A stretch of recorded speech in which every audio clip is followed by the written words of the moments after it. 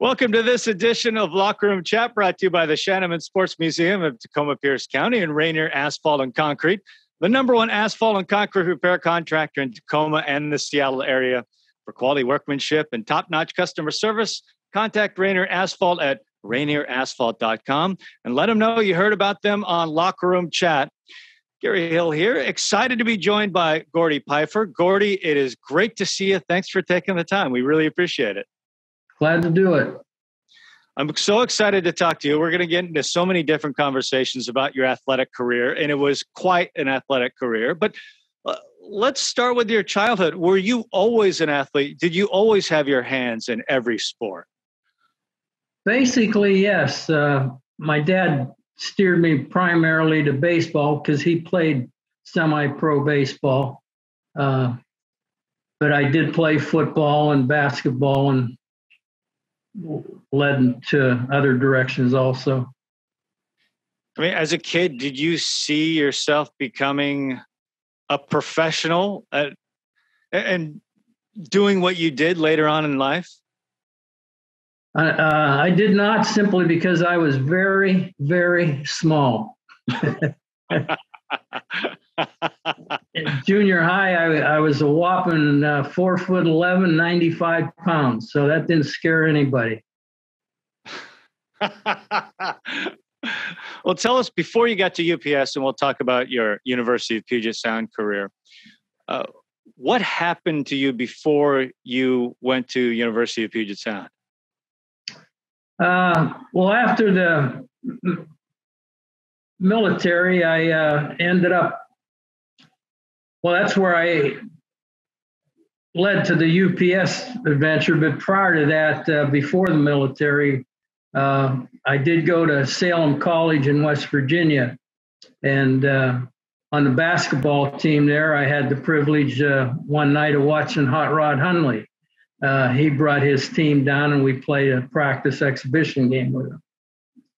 And Hundley scored 23 that night, and we ended up losing 84-76, which was pretty good for us compared to the team they had. Did you guard Hot Rod? Yes, I did. That's what I said. He held him to 24. Good work. Tell us about your military career. Well, fortunately, I was in at peacetime. I was originally stationed at Fort Raleigh, Kansas, and had the opportunity to turn out for sports since besides our other basic training things that we had to do. And then afterwards, we were free to do some things. And the general at the time was a very avid baseball fan. And I don't know why, but he picked me to be his aide. So I was able to have nice discussions with him about things. Matter of fact, it was him that I found out later when most of our fellow soldiers got sent to another area.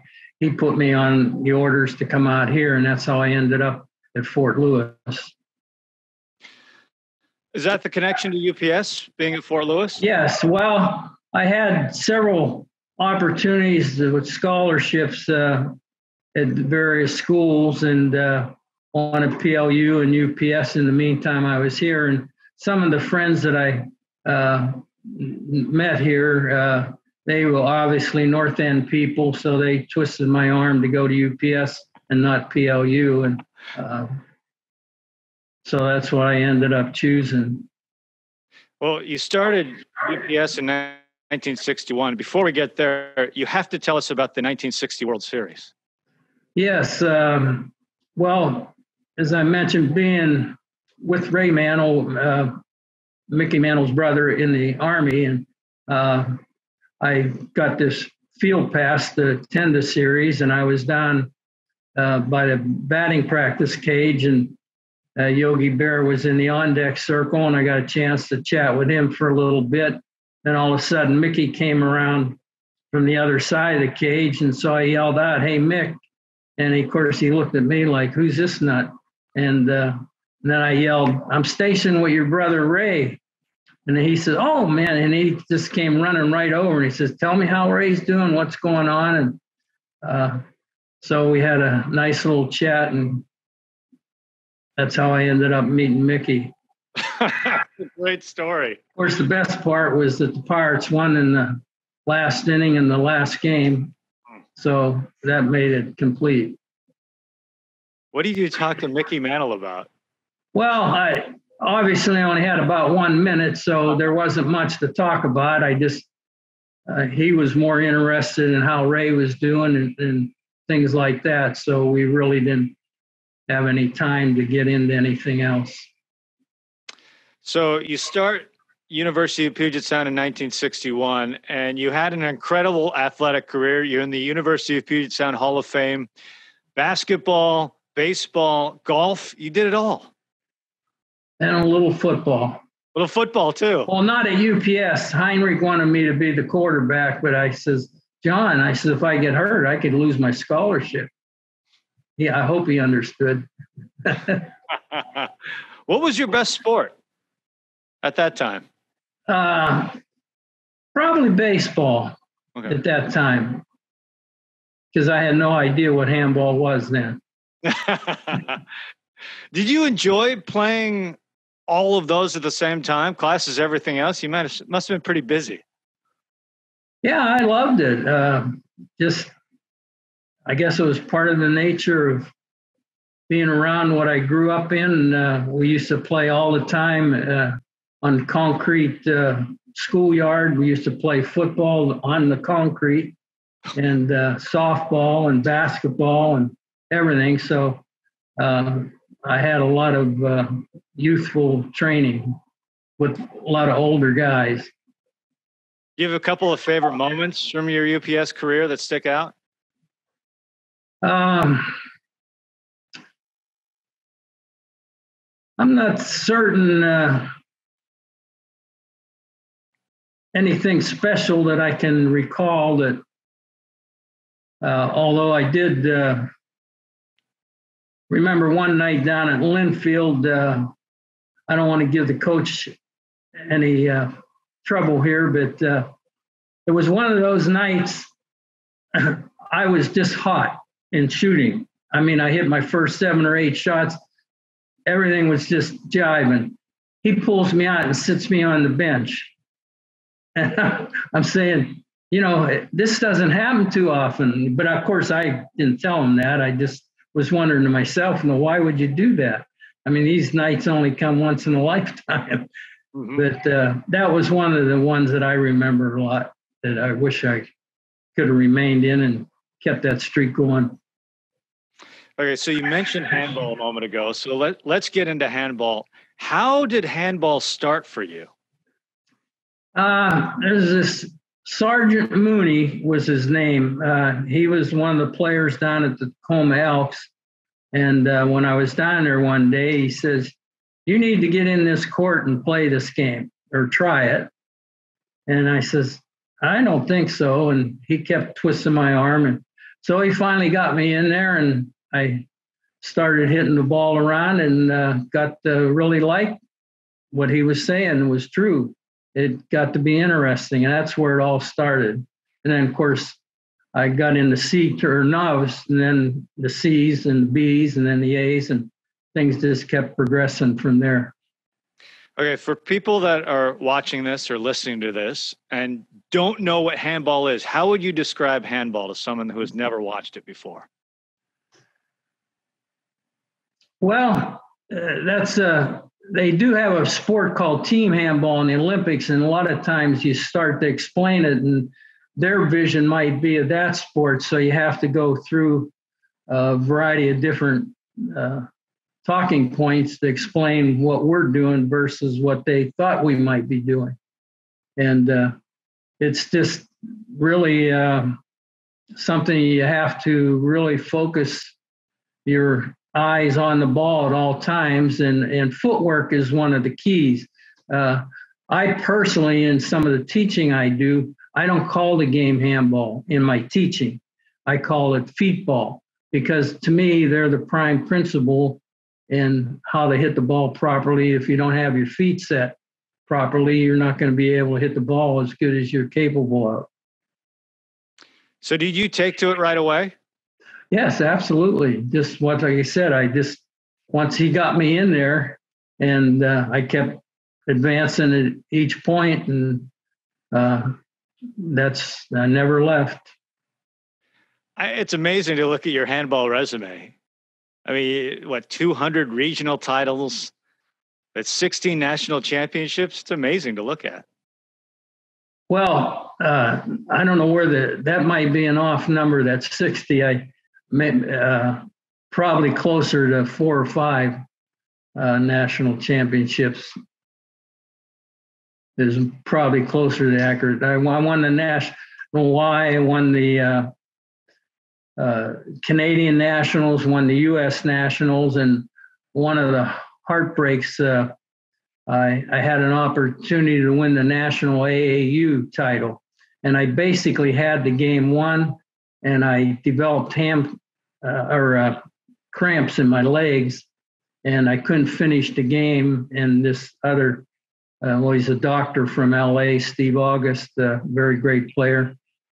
He ended up winning at AAU. Now, the thing that I regret, and I don't know if this is factual, but I think it is, I think I would have been the only player that would have won the 4 national titles that were available. So that was what was really disappointing about losing that AAU title the way I did. Yeah. So what was it like at that time? Just traveling around, playing different tournaments? I mean, tell us what it was like for you.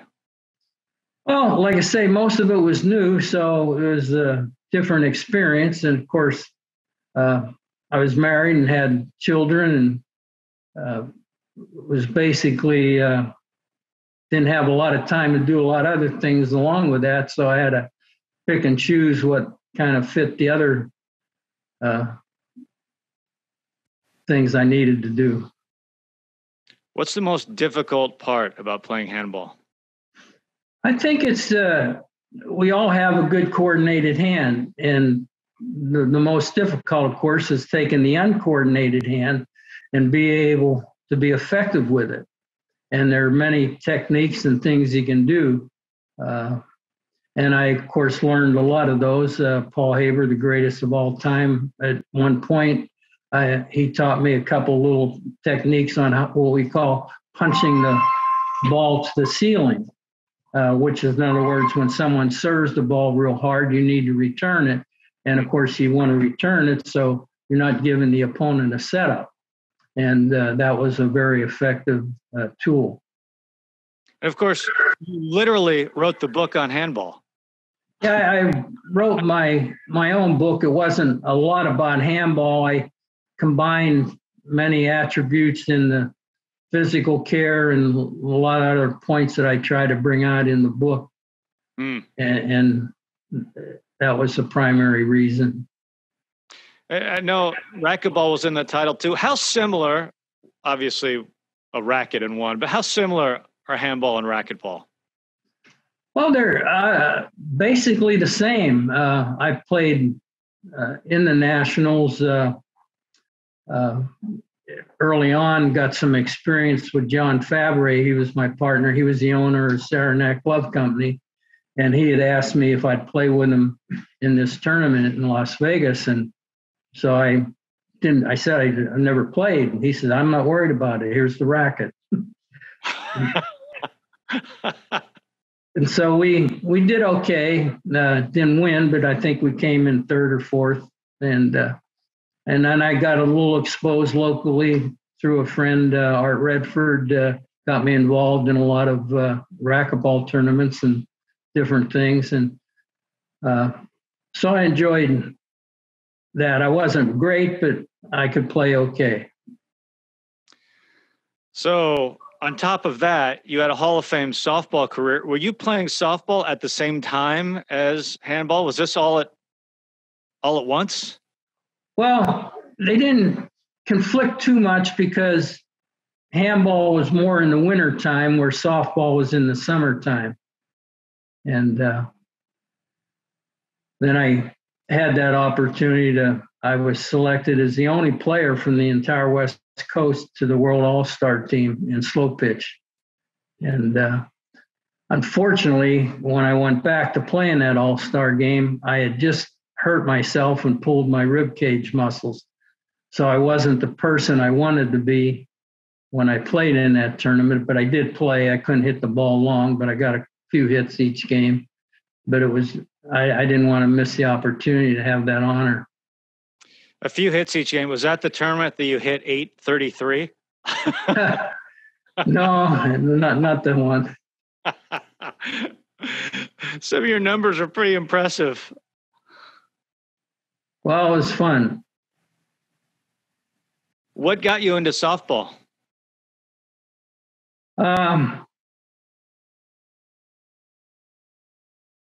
I think it was Bob Young, who was the pitcher on our team, and then a couple of other guys. I think Dale Bloom and a couple of the older guys, local sports players and stuff, talked me into playing. At that time, it was the 14-inch ball, where most of the other slow pitch began with a smaller 12-inch ball. So I actually did play some 14-inch ball down at Peck Field, and that's what got me into it until I really got into it when we got into the smaller ball game. So I saw where, as a player manager, you posted a record of 627 and 79 during a several-year stretch. That was a good year. To say the least. You're winning all the time. Well, that's the objective. What position do you play? In softball? Yeah. I did play shortstop a lot, but primarily I played left field. What did you like most about playing softball? It was just a fun game. Just like I say, growing up around it, and some of my best friends played on some of the best national teams, and it was just a fun game. Now, is it true that you were offered a Seattle Pilots contract during this time? Yes, it was. The owner of the team, Max Soriano, who was a handball player also, asked me one day when we were playing, well, did you ever play baseball? And I said, yes. And then I told him a little bit, and he said, well, would you want to come try out with us? And I said, well, sure. So I did, and he offered me a contract. And then about a week later, Max calls me. He says, Gordy, I got a problem. He says, I'm selling the team. They're going to go to Milwaukee, but we'll offer you the contract. Do you still want to play? And at that time, I was married, had 3 young kids. And because it was so far away at Milwaukee, that's when I made the unfortunate decision as far as baseball goes to take a pass.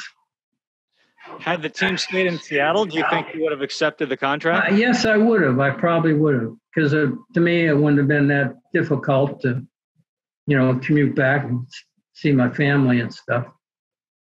What was the tryout like?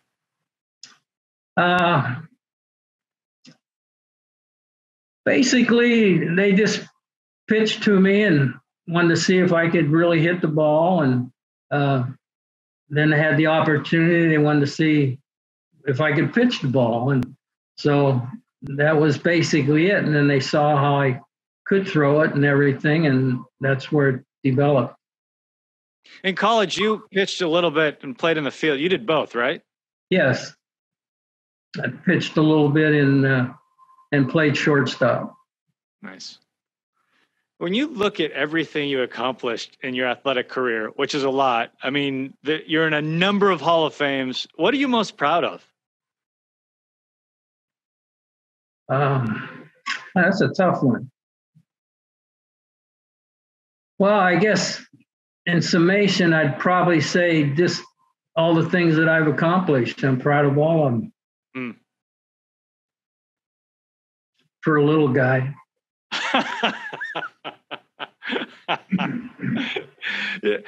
Do you even know how many Hall of Fames you're in? Well, I know probably 5 or 6. Yeah. Pierce County, Washington State, Northwest, couple others. Yeah. Do you have one sport that you liked more than all the rest? Well, it has to stick with handball. Early on, it was baseball. And since that didn't materialize and I found this game, I think that would be number one.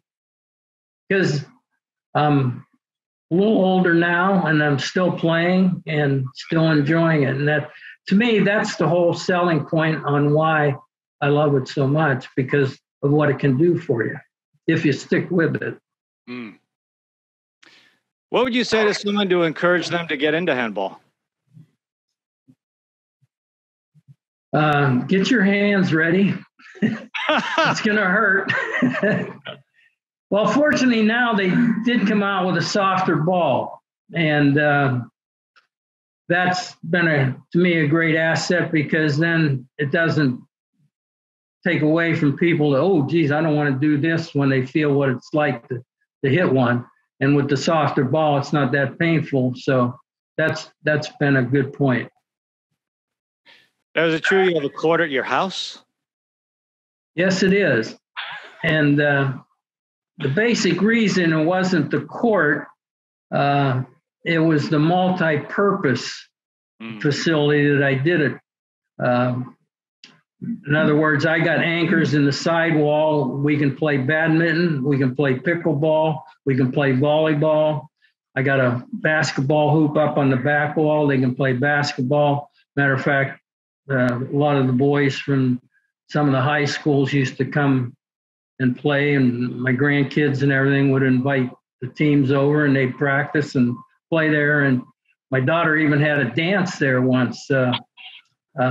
Had the musicians up in the balcony. And so the whole multiplicity of what it really did, and that was my thinking behind everything.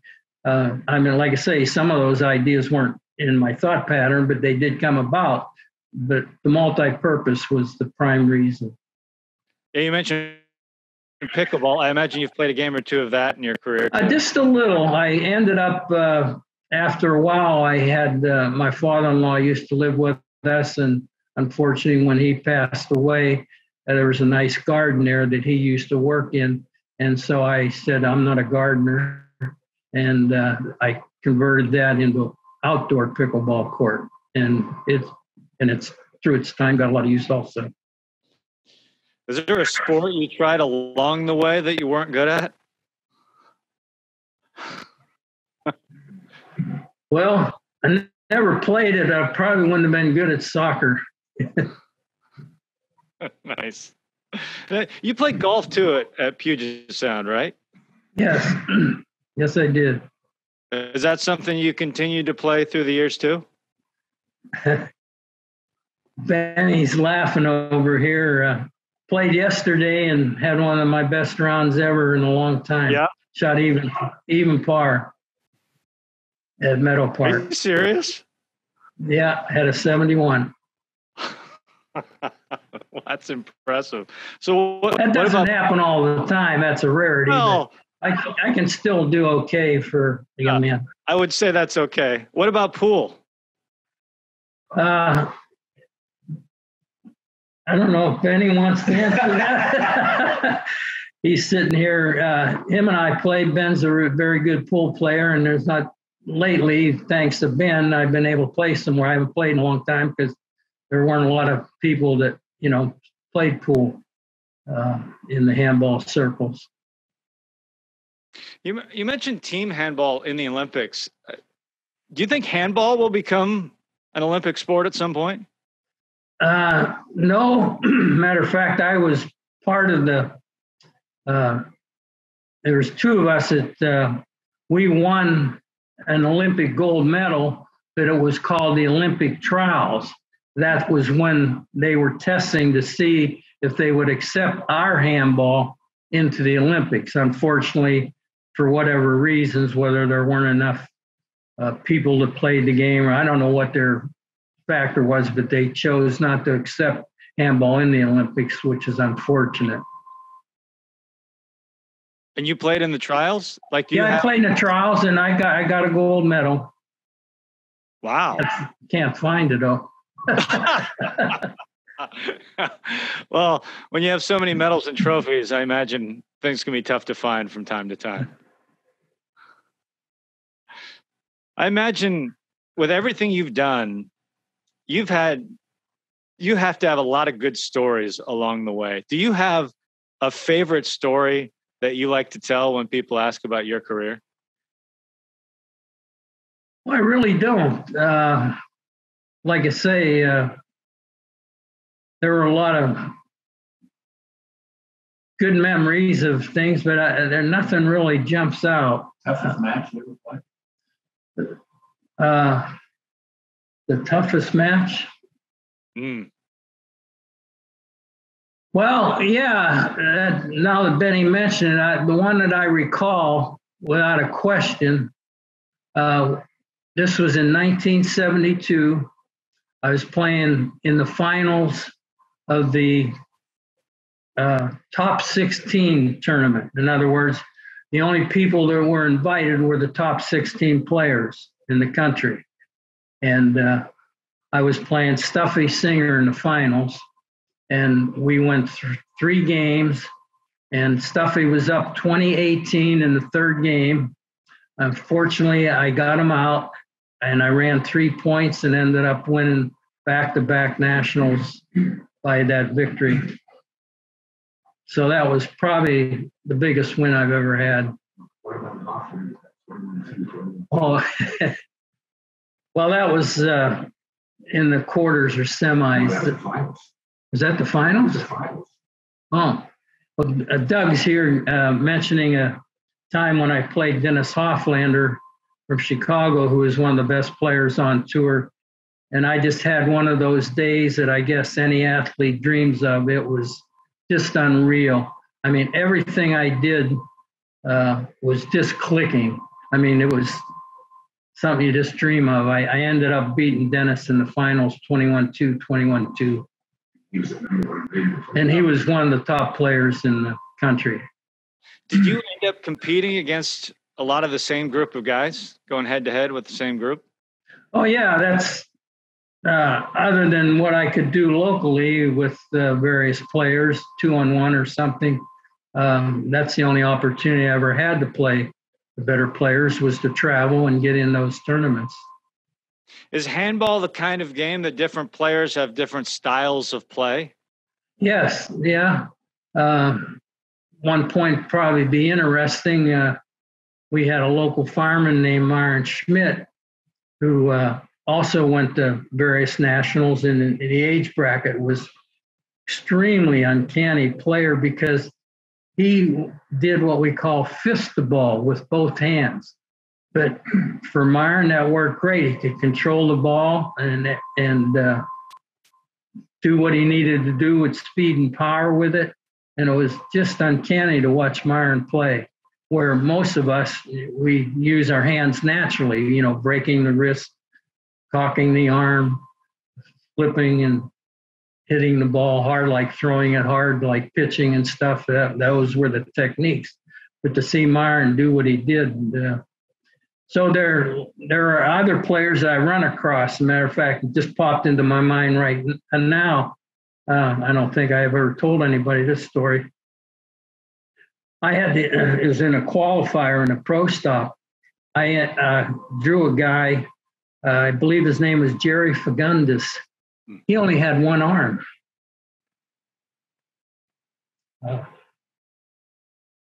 And it was amazing what he could do with the one arm when, you know, everybody goes to your weak side. He had no side, but he could play. It was just amazing. So most of the time you use open hand. Is that? It depends on what type of shot it is. When the ball's below your waist and everything, and if you're on defense, I've always learned, and most of the players prefer what we call punching the ball, using your closed fist and wrist and trying to get the ball up to the ceiling or drive it down the lanes to get yourself in a better position from returning a serve. So there are many different ways to do it, and that was very effective. It seems like it would take a lot of practice to be able to get good at being accurate with punching the ball. Absolutely correct. Yeah. Well, either way, it takes a lot of practice, whether it's your open hand or your fist. That's true. But like I said, I prefer to call the game football, meaning it's the feet that are the issue. If you don't get your feet in the right position, it's extremely difficult to execute the type of shots. And so many players today, they're constantly out of position. So even though they can do a lot of great things, I'm not talking about the current players on tour. I'm talking about most local players and everything. Footwork is key first. So do you still stay in touch with the tour and everything going on? No, I really don't. It's I'm totally unaware of, other than through my friend Ben here, who follows a lot of that on his phone and everything. I'm really not up to what they're doing or watching. Well, I get the Handball magazine. I've been a lifetime member, and they always have stories of what's current and what's coming up. And so that's where I get most of my information. Do you still teach it to locals? Well, I don't go out and have lessons to groups anymore. I didn't do too much of that. I did teach in the Junior Olympics. I was asked to be a teacher there, and Fred Lewis and I were asked to be teachers into the entire country of Canada. That was a great experience, traveling from one end to the other, teaching handball. Yeah. Well, Gordy, this has been a lot of fun. Thank you so much for telling us so many great stories. And I feel like I've learned a lot about handball too, which I really appreciate. Thank you. Thank you. Well, this concludes today's presentation on behalf of the Rainier Asphalt and Concrete and the Shanneman Sports Museum of Tacoma-Pierce County. And I'd like to thank Gordon Pfeifer for all his time today and for appearing on today's show. And thank you for joining us for another edition of Locker Room Chat. So long.